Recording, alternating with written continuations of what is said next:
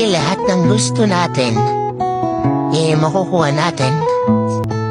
Minsan kahit paghirapan mo, at kahit ano gawin mo, hindi pa rin mababa sa'yo. Hindi naman lagi aayon sa'yo ang panahon. Pero hindi ka dapat malungkot. Kasi malay mo, yung talagang para sa'yo, mas higit pa sa mga bagay na gusto mo. At mas higit pa sa mga bagay na pinaplano mo. Okay lang na hindi mangyari yung gusto mo mangyari. Ang hindi okay, yung hindi mo man lang sinubukan gawin, yung alam mong kaya mo naman gawin. Tandaan mo, mabigo ka man, ang mahalaga sinubukan mo.